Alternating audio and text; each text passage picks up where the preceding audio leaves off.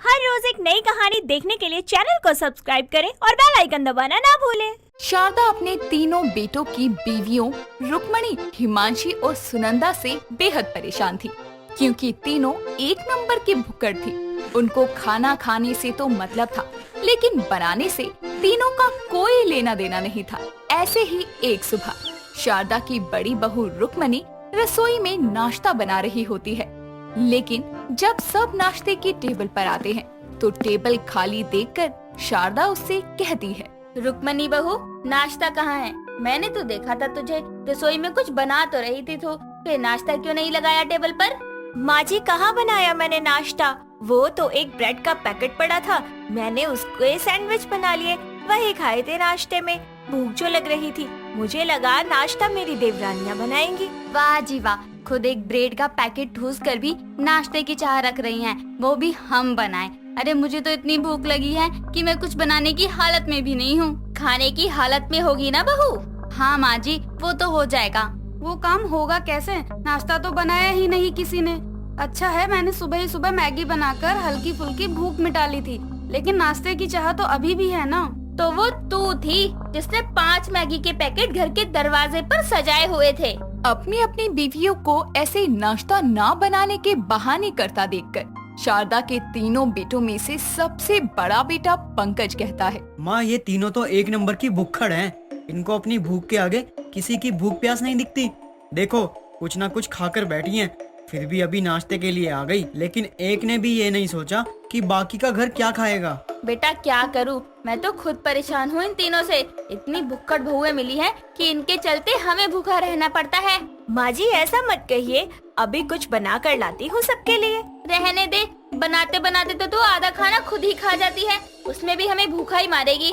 पंकज बेटा, मैं बाहर से कुछ ऑर्डर करती हूँ और कल से नाश्ता मैं ही बना लूंगी। ये सुनकर शारदा का दूसरा बेटा अंगद कहता है, शर्म तो आ नहीं रही होगी तुमको ये सब सुनकर हिमांशी? अरे बहू के होते हुए सास कह रही है खाना बनाने की, फिर भी एक के मुंह से ये नहीं फूटा कि नहीं माँ जी हम बना लेंगे। रहने दे अंगद, इनसे शादी तो हमने इनका पेट भरने के लिए की है, जो कभी नहीं भरता। आपके कहने का मतलब क्या है जेठ जी?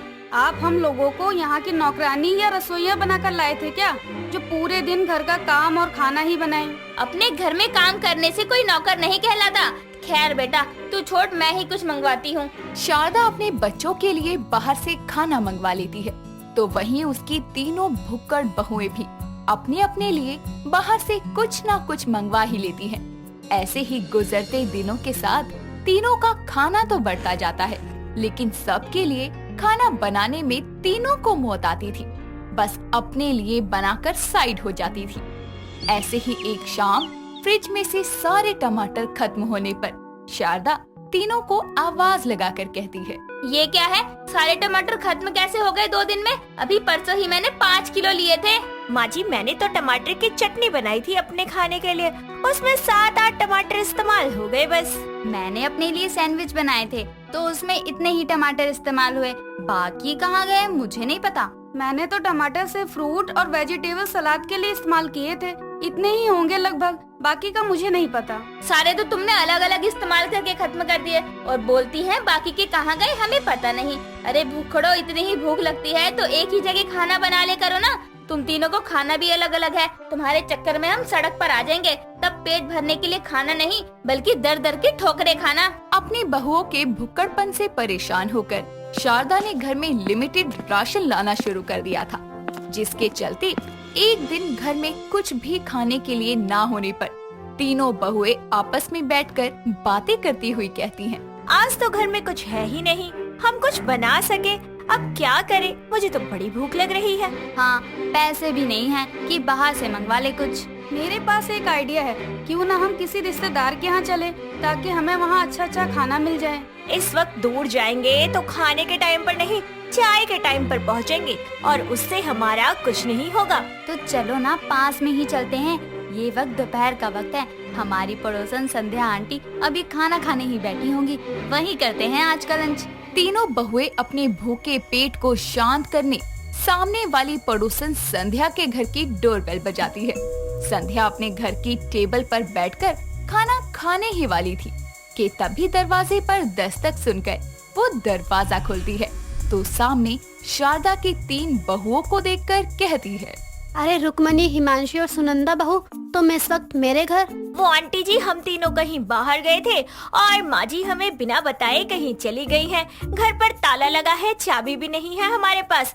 तब से इस सड़ी धूप में भूखे प्यासे बैठे हैं, बड़े चक्कर आ रहे हैं। अरे बाहर क्यों बैठना, आओ अंदर आओ। तीनों अंदर आकर बैठ जाती हैं, तो देखती है कि खाने की टेबल पर नान, शाही पनीर और बहुत से खाने के आइटम रखे हैं। ये देखकर सुनंदा बोलती है, ओहो, आप तो खाना खाने बैठी थी, हम गलत समय पर आ गए। अरे नहीं नहीं बहुओं, मैं तो कहती हूँ तुम भी बैठकर खाओ मेरे साथ। अरे आंटी, वैसे इसकी जरूरत नहीं थी, लेकिन अब आपने कहा है तो मना तो नहीं कर सकते।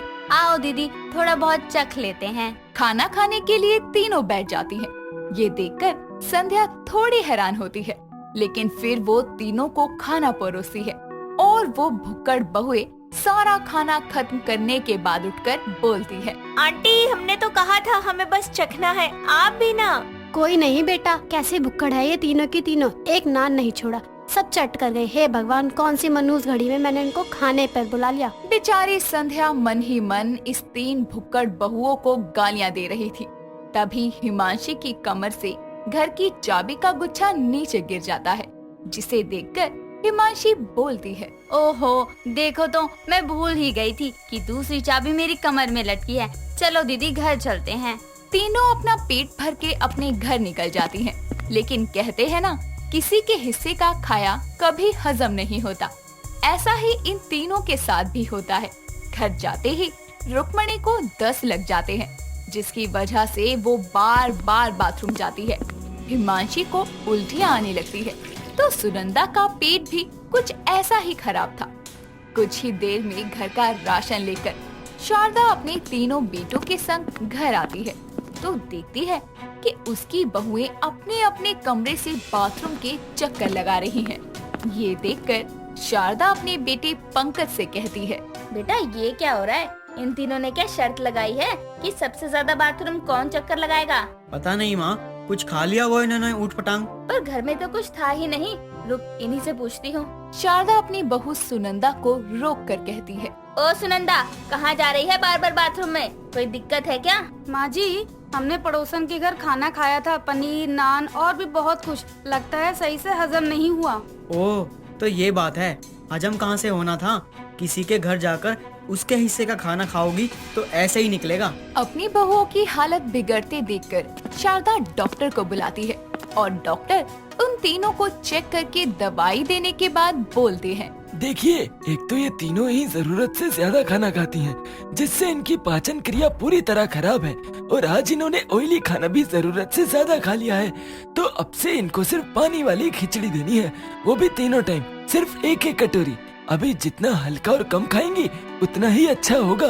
जी डॉक्टर साहब, आपने जैसा कहा हम वैसा ही करेंगे। डॉक्टर के जाने के बाद शारदा खिचड़ी बनाकर अपनी बहुओं को देकर कहती है, मेरी बात तो तुमको समझ नहीं आती थी, अब देख लिया अंजाम। लेकिन कोई नहीं, अब अगर अब भी नहीं सुधरी तो खुद ही झेलना इसका अंजाम। सही कहा माँ, अब चलो इनको ये खिचड़ी दो।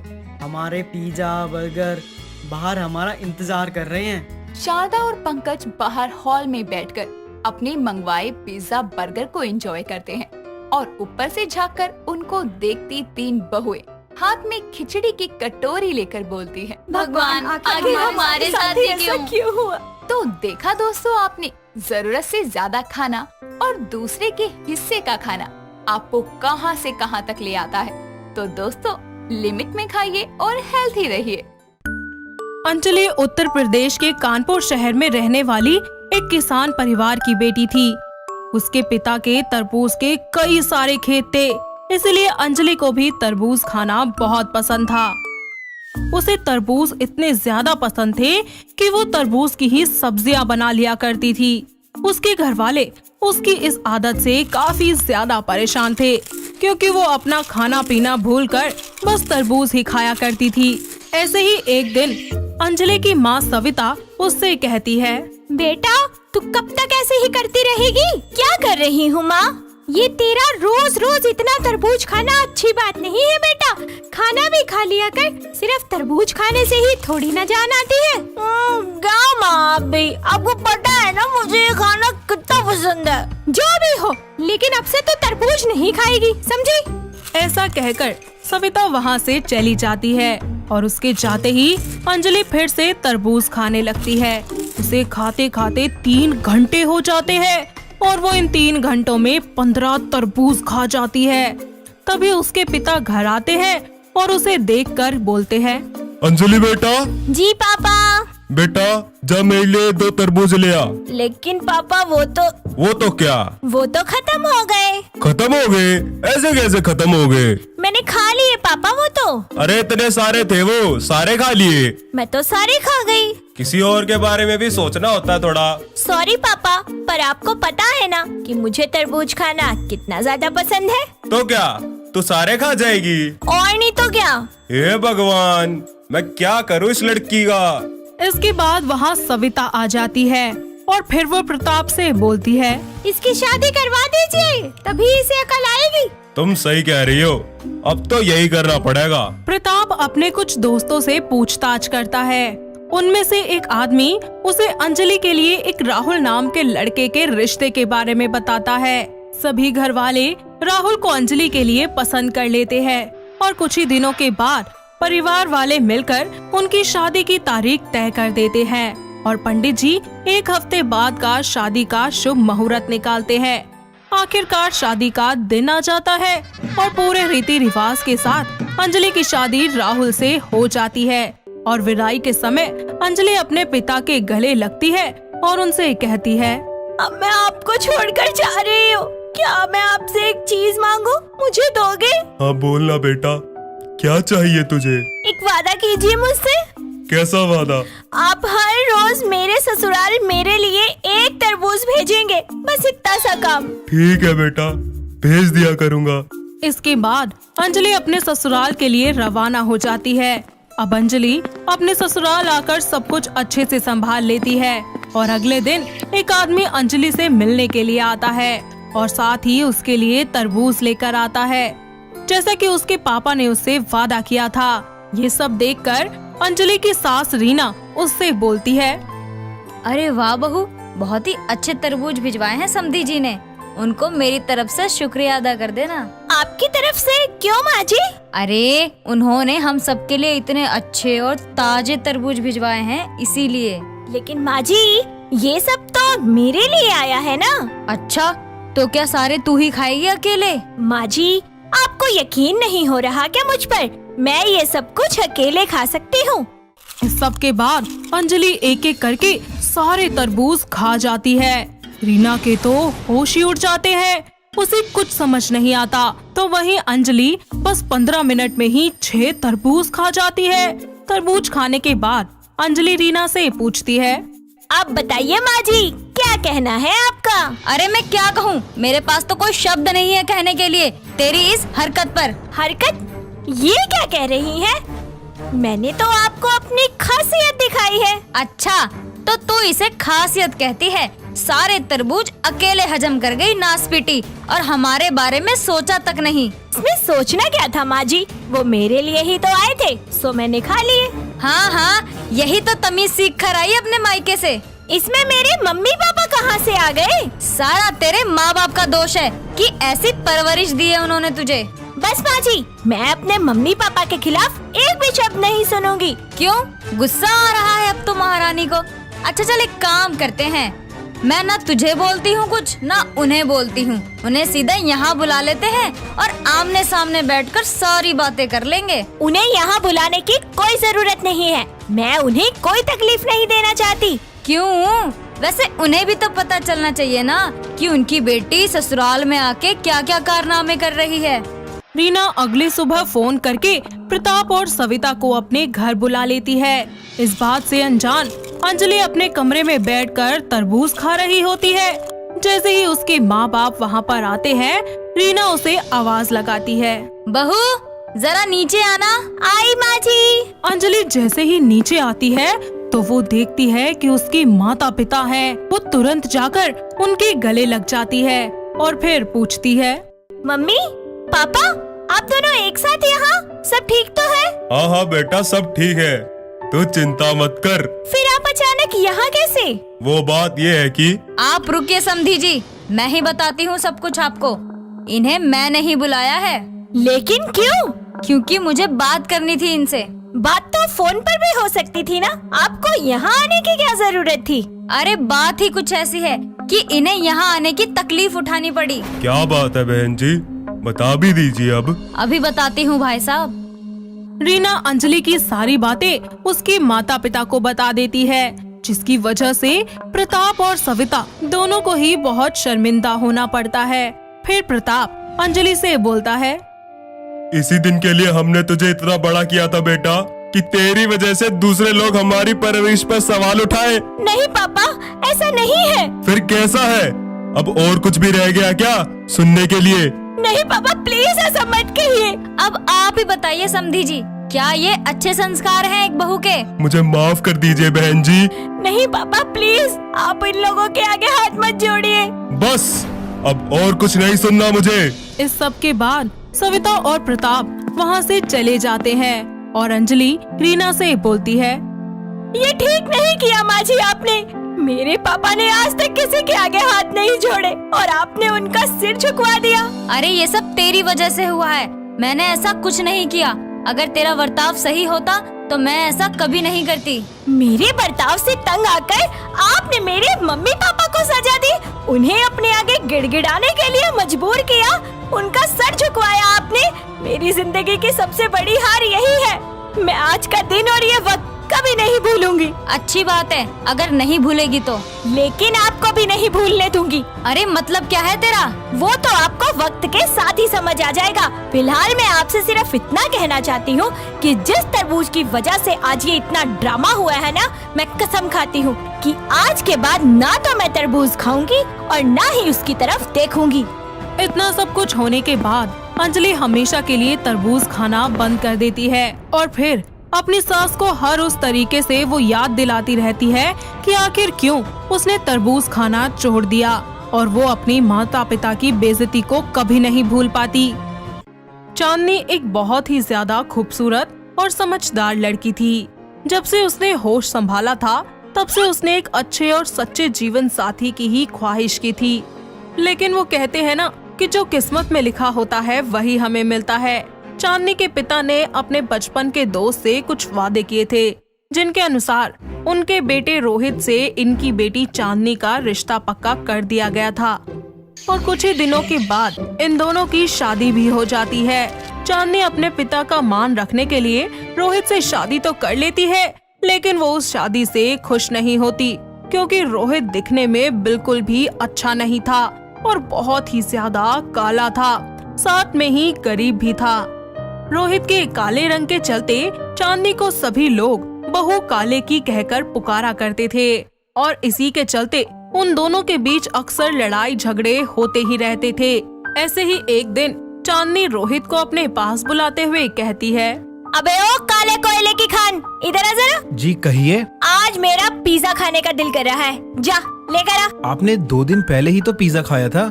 देखिए इतने पैसे खर्च करना ठीक बात नहीं है। अब तू मुझे बताएगा कि मुझे क्या खाना है और क्या नहीं है?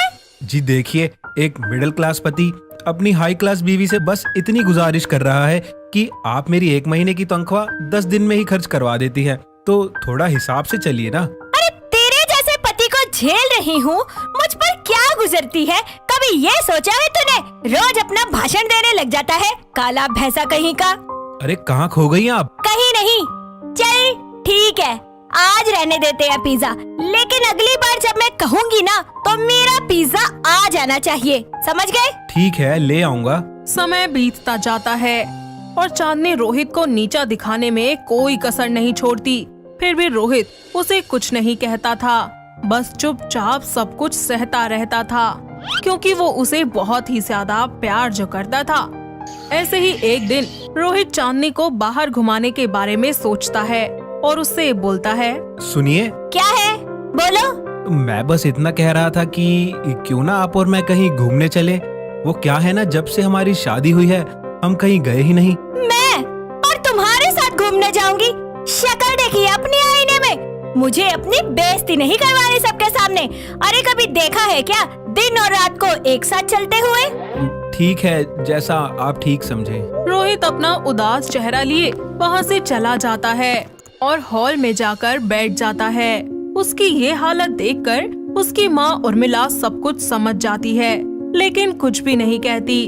वो अपनी बहू के पास जाकर उसे समझाती है और उससे कहती है, बहू मुझे कुछ बात करनी है तुझसे। आज तो तेरी क्लास लगने वाली है। काले कलूटे अपनी माँ से मेरी शिकायत करेगा? जी कहिए माँ जी। देख मैं जानती हूँ कि शादी को लेकर तेरे भी बहुत सारे सपने रहे होंगे, मगर जो कि अब चूर हो चुके हैं वो सब। लेकिन इसका मतलब ये नहीं कि तू मेरे बेटे के साथ ऐसा करेगी, उससे ऐसे बदले लेगी। जी आप कहना क्या चाहती है? मैं कुछ समझी नहीं। देख मैं जानती हूँ जितनी तू भोली बनने की कोशिश कर रही है ना, उतनी तू है नहीं। देखिए माँ जी, मैं कुछ नहीं कहना चाहती आपसे। प्लीज आप जाइए यहाँ से। ठीक है बहू, मैं जा रही हूँ, पर एक बात का हमेशा ध्यान रखना, अगर मेरे बेटे को जरा भी तकलीफ हुई तो मुझसे बुरा कोई नहीं होगा। ठीक है आप जाइए। उर्मिला के वहाँ से जाते ही चांदनी बहुत ज्यादा गुस्से में आ जाती है और खुद से बोलती है, आज तो मैं छोड़ूंगी नहीं इस काले पतीले को। मेरी चुगली करता है अपने माँ से। शाम को रोहित अपने काम से घर लौटता है और उस दिन उसकी तबीयत कुछ खास ठीक नहीं होती। जैसे ही वो अपने कमरे में जाता है, वहाँ चांदनी पहले से ही गुस्से में बैठी होती है। उसे देखकर रोहित सब समझ जाता है कि आज तो कुछ बड़ा होने वाला है। इतने में ही चांदनी उसके पास तेजी से चलकर आती है और उसे धक्का मारते हुए बोलती है, क्यों बे? बहुत मजा आता है तुझे अपनी माँ से चुगली करने में। अरे ये आप क्या कह रही हैं? मुझे कुछ भी नहीं पता इस बारे में। अच्छा, तो तेरी माँ ऐसे ही आ गई थी मेरे पास मुझे सुनाने के लिए, है ना?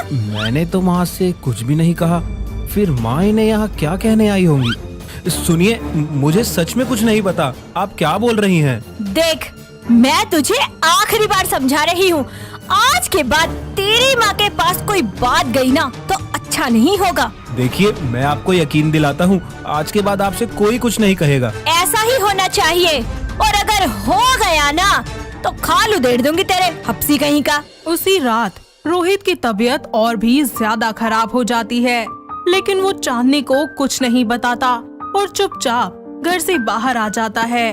डॉक्टर के पास जाने की वो कोशिश तो करता है, लेकिन थोड़ी दूर पहुंचते ही वो बेहोश होकर वहीं सड़क के किनारे गिर जाता है। इस बात से अनजान चांदनी चैन से अपने कमरे में सो रही होती है। रोहित को पड़े पूरी रात यूं ही बीत जाती है और फिर अगली सुबह दूध बेचने वाला वहाँ से गुजर रहा होता है तो उसकी नजर रोहित पर पड़ती है। वो तुरंत उसके पास जाता है और उसे उठाने की कोशिश करता है। अरे भाई साहब उठिए, आप यहाँ क्यों सोए हुए हैं? अरे उठिए ना। दूध वाले के लाख उठाने पर भी रोहित नहीं उठता, तो वो अपने दूध की गैलनों को वहीं साइड में रखकर रोहित को अपनी साइकिल पर बिठाता है और उसे हॉस्पिटल ले जाता है। डॉक्टर रोहित को वहाँ एडमिट करके उसका इलाज करने लगते हैं। कुछ ही देर के बाद वो होश में आ जाता है और चांदनी की तलाश करने लगता है। जैसे तैसे डॉक्टर उसे शांत करते हैं और बोलते हैं, जी देखिए, आप ज्यादा हिले डुले नहीं, वरना आपकी तबीयत फिर से बिगड़ जाएगी।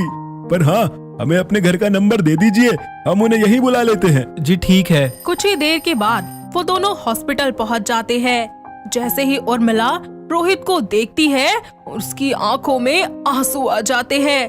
वो उसके पास जाकर उसके सिर पर हाथ फेरते हुए उससे कहती है, बेटा ये क्या हो गया और तूने मुझे बताया क्यों नहीं? देखिए, इन्हें एक माइनर हार्ट अटैक आया था। क्या ये कई दिनों से स्ट्रेस ले रहे हैं क्या? ये आप क्या कह रहे हैं? Heart attack? जी हाँ। क्या आप कुछ जानती हैं कि ये किसी तरह की टेंशन में है या फिर किसी बात की परेशानी? हाँ डॉक्टर साहब, ये सब इस करमजली नासपीटी की वजह से हुआ है। अब तो खुश है ना तू? नहीं माँ, इसमें इनकी कोई गलती नहीं है, आप इन्हें कुछ मत कहिए। ये मुझे क्यों बचा रहा है? मैंने तो आज तक इतना बुरा सलूक किया है इसके साथ, कहीं मैंने कोई गलती तो नहीं कर दी? नहीं माँ जी, आप इनकी बात मत सुनिए। ये जो कुछ भी कह रहे हैं झूठ कह रहे हैं। इनके साथ जो भी हुआ उसकी जिम्मेदार और कोई नहीं, मैं हूँ। इसीलिए आज मैं इन्हें छोड़कर चली चली जाऊंगी। यही सही होगा कि तू मेरे बेटे की जिंदगी से हमेशा हमेशा के लिए चली जा। नहीं माँ, आप ऐसा सोच भी कैसे सकती हैं? मैं इनके बिना अपनी जिंदगी जी ही नहीं सकता। इनके जाने के बाद तो मैं वैसे ही मर जाऊंगा। रोहित की बातें सुनकर चांदनी की आंखें भी आंसुओं से भर जाती हैं और उसे अपने किए पर बहुत शर्मिंदगी होती है, जिसके बाद वो रोते हुए बोलती है, मैंने आपके साथ इतना कुछ किया, फिर भी आप मुझसे प्यार करते हैं। क्यों आप इतने अच्छे हैं? मैंने सिर्फ आपसे प्यार किया है और किसी के बारे में मैं सोच भी नहीं सकता। मुझे माफ कर दीजिए प्लीज। मैंने आज तक जो भी किया उसकी कोई माफी नहीं है, पर आप जो भी सजा देंगे मुझे मंजूर है। सजा तो सिर्फ एक ही है। क्या? मैं और मेरा साथ। अगर आप इसे सजा के रूप में एक्सेप्ट करती हैं तो ठीक है, नहीं तो आपका फैसला मुझे मंजूर होगा।